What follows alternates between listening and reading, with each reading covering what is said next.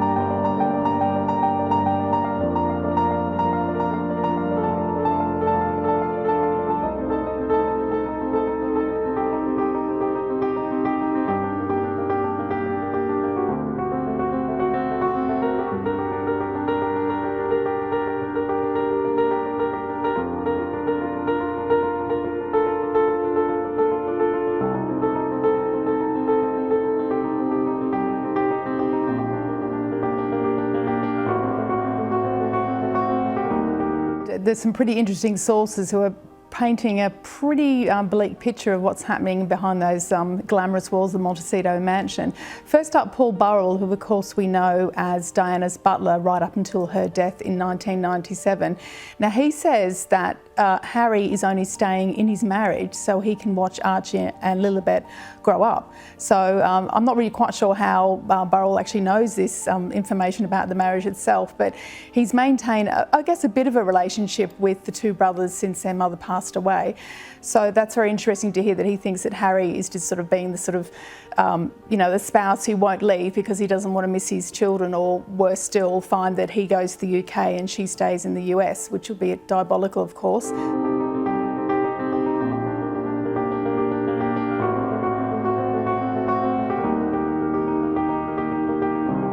Second up, we have the information you referred to previously about him having these two bolt holes away from the family home.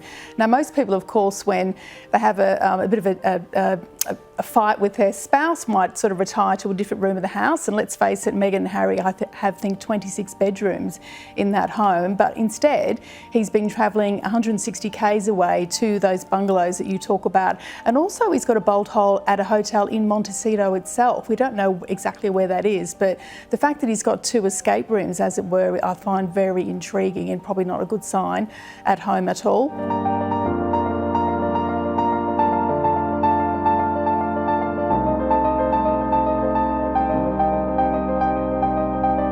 Thirdly, we have the spectre of the divorce lawyer now entering the narrative here. And this information comes via a very good source in the royal family, Lady Colin Campbell, or Lady C as she is known.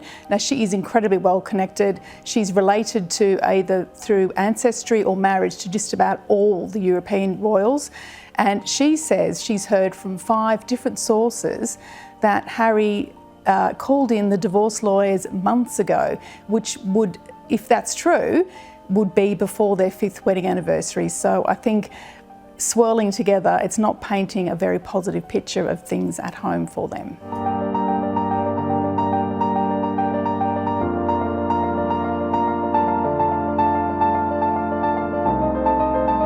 interestingly, they haven't actually marked the occasion at all. I would say that maybe they're opting for privacy, but then that doesn't really fit with recent events. So it's a bit of a weird one, and it has certainly been noticed by people as well. And also, just the fact that it's been 5 years, surely they're having that thought as well. What have we achieved in 5 years? They were only in the royal family for about 18 months after that wedding, and since then, we really are yet to see them move forward in a significant way away from the royal family ties into this new chapter they talked about. So it is a significant occasion, and also very strange that they haven't said a word about it.